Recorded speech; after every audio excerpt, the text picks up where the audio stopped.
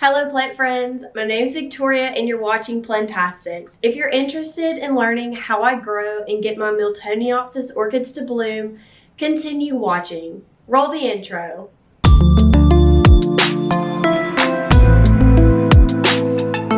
Okay, so this is a Miltoniopsis. I have probably 10 to 12 different varieties of these and I've had great success with them. Other people really seem to struggle with these, so I'm going to tell you how to grow this incredibly fragrant and beautiful and long-lasting flowering orchid. So first of all, this orchid is a little bit different than some of the others that you may have grown and had success with in the past. As a general rule of thumb, you can look at the width of the leaves, and the wider a leaf is, the less light it needs, and the thinner a leaf is, the more light it needs. So if you were to compare the width of these leaves to that of a Phalaenopsis orchid, you would notice that these are 1/5, if not more, smaller than that of a Phalaenopsis orchid. So that means that these need more light. Now, there is a lot of information out there saying that they don't need that much because then their leaves are going to turn yellow. So behind me, I have the grow lights off, but just so you know, for some perspective, I have my strongest grow lights on these. Now, they're not beaming down on them exactly. So what I'm trying to tell you is they need more light than maybe what you're going to read online. So that's what you need for lighting. You're going to need more light than a Phalaenopsis. Well, what does that mean? In terms of lighting, our eyes can perceive light at a greater rate than other organisms. So just because you see light doesn't mean that it's going to be adequate for an orchid to be able to produce leaves and grow and bloom. So when I say light, I mean my grow lights. So I have Barrinas here. I have standing Barrina lights, and I also have 2 Barrina lights above me, and then I have a GE light in the middle. Now, you can use one of these GE Bloom grow lights, or you can use Barrina T5s. Those are the grow lights I use and recommend, and I'm going to have those linked below. You can also have these in morning direct sun. That's right, direct morning sunlight. These can take it. So in their natural habitat, these live in high altitude areas in the mountains of Colombia. So these are really cool, kind of intermediate, I believe, growing orchids. So they really like it kind of cooler. So in this room right here, the range is between 72 and then at nighttime it gets down to 68 because there are so many vents in this room. And these love it. Also, if you have a war queenum, they're similar. They don't like it hot. They also live in Colombia in those mountains high up in the high elevation. So these orchids, obviously they're going to need more light. So we've talked about that. We've talked about grow lights. So now next we're going to talk about media. So the media that I use and recommend is right here. And it is orchid moss, and it's by the brand Better-Gro. I'm going to have it linked as well. And I can find everything that I'm going to be discussing with the exception of one thing at Lowe's. So it should be easy for you to find or order online. So I like to use this moss here. I like to get it damp and wring it out. And that's as dry as you're going to want it to get. You're not going to want it to be sopping wet either. So the best way to have these is you're going to have them in moss. Well, why aren't you going to have them in bark? Well, the reason I don't grow them in bark is because the bark breaks down. And as the bark breaks down, it becomes acidic. So Miltoniopsis do not have the roots in the diameter, like they're just not as thick and large as that of a Phalaenopsis or some of the other ones like Cattleyas or the Cattleya alliance like Brassavolas. So they have finer roots. They're almost like hair. I would say they're a little bit larger in diameter than hair, but they're finer in terms of the other orchids in contrast. So these are much more sensitive than these other orchid varieties and their roots. So what you do not want is you do not want anything acidic coming into contact with the roots. since bark is something organic, it can break down easier. Well, Victoria, moss is also organic, is probably what you're going to tell me. Moss isn't as quick to break down as the bark is, so that's why I use it. So I like to use moss either 100% or I do 50-50 moss and 50-50 perlite. And the perlite I'm using is not those teeny tiny pieces. I use really large, thick pieces of perlite. Like, they're honestly probably about the size of my pinky, and some pieces are as large as my thumbnail. Now, if you don't have perlite that large, you can also use like lava rock. So you can use that, and that just acts as something for them to have a little bit of more air in the roots. Now, the moss that you do end up using, you do not want it to become compacted, because then it's going to suffocate the roots. So you don't want it to dry out. So people normally will say, for a lot of different plants, they'll say something like, well, you need to let this plant dry out. I want you to realize that these plants differ because they really don't like to dry out. And I'll show you how they respond in response to drying out. So for substrate, that's why I like to use moss. And every time that I do get a new Miltoniopsis, I do like to repot it. I like to repot all of my plants that I bring home.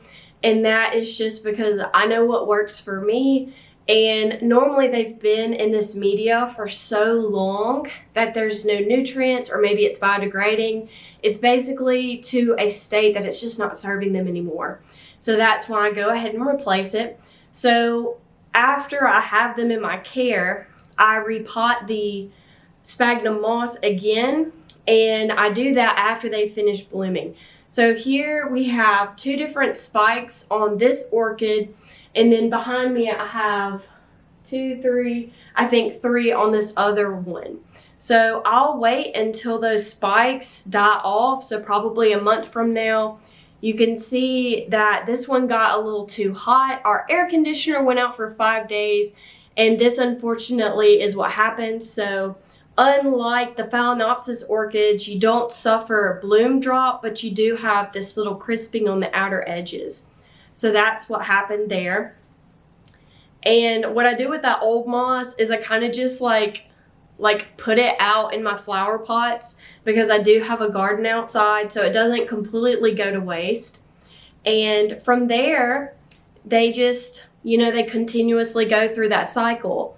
And they do bloom for me twice a year. They bloom for me in fall and spring. So everybody's finished with spring, but this year it was really crazy. We had some, we redid our insulation in our home. So that brought our temperature down. So they bloomed in spring and they bloomed in summer because our temperature was down. So it's like they had a really long spring in the house. So that was really cool. So it's almost like I've had blooming for like 6 months now. It's been amazing. It's been amazingly fragrant. So in addition to substrate, we're going to talk about nutrients. So I have 3 different things that I like to mix together, and I'm going to go get them. Okay, so I like to use 3 different things, and I do this once a month. So this is the first thing that I add to a gallon of water, and it is SUPERthrive. And this is just really amazing. It's a mineral supplement. The next thing I use is by Better-Gro, and it is Orchid Plus. So you can find this at Lowe's and Home Depot. You're going to want to pay attention to the back, whether it says weekly or monthly. So depending on what this bag says, you can do it every week or every month. So just make sure you're paying attention to that, because if you use the monthly every week, you're going to burn your roots, and that's not going to be good for your plants. This has been the biggest game changer for me. It is an iron supplement, and you can see it here. It's liquid seaweed. And this is amazing. So orchids, anthuriums, every epiphytic plant basically grows, and the plant or whatever it's attached to is alive, unlike the cork and stuff that we attach them to, and that plant's secreting hormones and whatnot because it is a living thing. And in our homes and in our mounts that we make, there's not that hormone. So this is what this is, and it's just a supplement, and it just makes it grow. So now I've talked about fertilizers. Something very important about the Miltoniopsis orchid is that, like I've said earlier, their orchid roots are very delicate. So what you're going to want to do is you have two different options. So if you don't want to use distilled water all the time, you can use tap water. So if you're using tap water, what you're going to do is you're going to flush out the pots. So you're going to use distilled water once every 2 to 3 months, and you're going to flush out those minerals, and it's going to prevent those minerals from building up and burning those roots.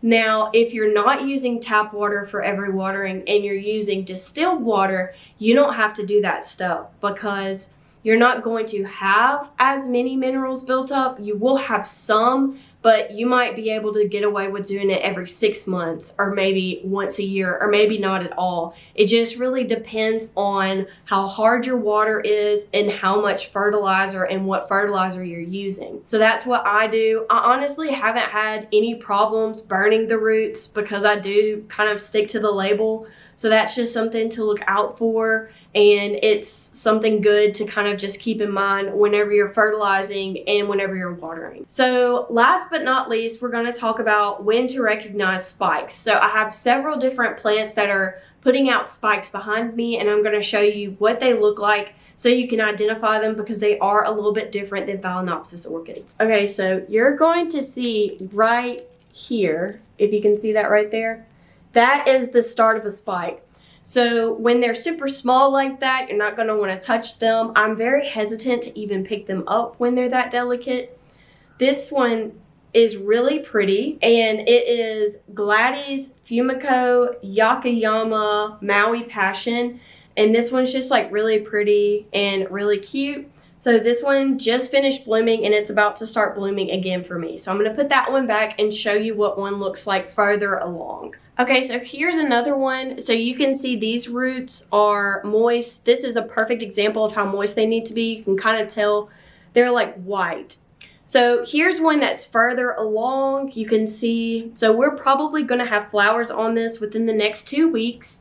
And this is one that I bought as like a little baby. So this is the first time it's going to bloom, and it's going to have white and black blooms, and it's called Lillian Nakamoto Tanto. And this is one that's kind of uncommon, so I was lucky to get my hands on this variety.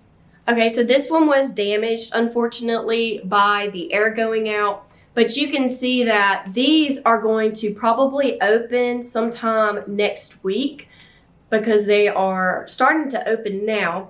And something else is that you can see this one. This one's perfect. It honestly wasn't really bothered by that air going out. But you can see that a plant this size can have a lot of different spikes. And this one, honestly, it needs to be repotted. You can see that after it's finished blooming, this one's going to be #1 on the priority list of getting repotted. So something that also can happen is accordion leaves. So even though I know how to water these and care for these, accordion leaves still happen, unfortunately, and I'll show you what those look like, and that just means that the plant was not getting continuous water. Okay, so I'm going to show you 2 different levels of accordion leaves.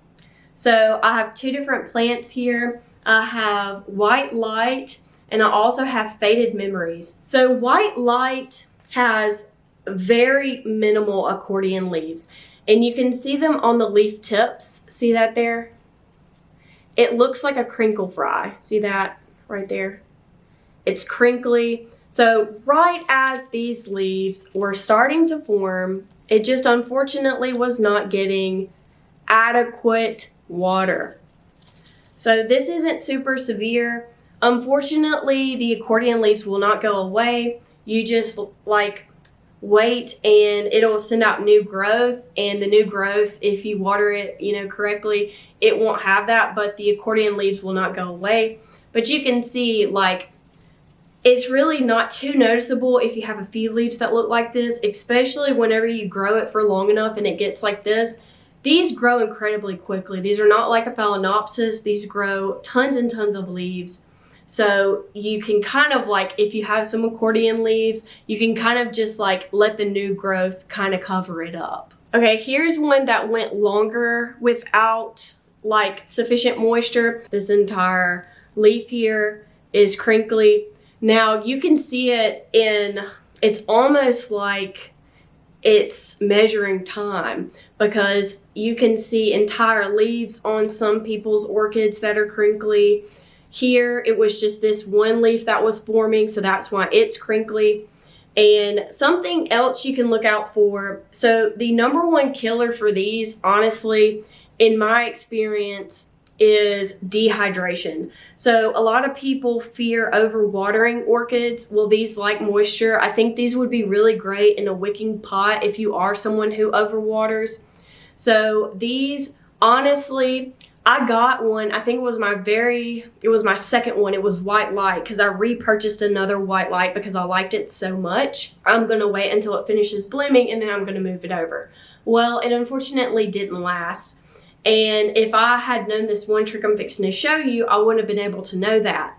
So you can look at the bulbs, and if the bulbs are wrinkling, and I don't have any wrinkling bulbs to show you, you can know that there's something wrong with the roots. The roots are not getting enough water, and that can be from them being rotten. I've only had one Miltoniopsis orchid get rotten roots, and it was because it was just sitting in a tray of water, unfortunately, in the back of my propagation room, and I just didn't catch it, but I was able to save it. I'm gonna show you what a good healthy one looks like. Okay, so this is one of my super tall Miltoniopsis, and you can see this one's kind of yellowing. Sometimes they do that, and it's okay. It's not anything to worry about.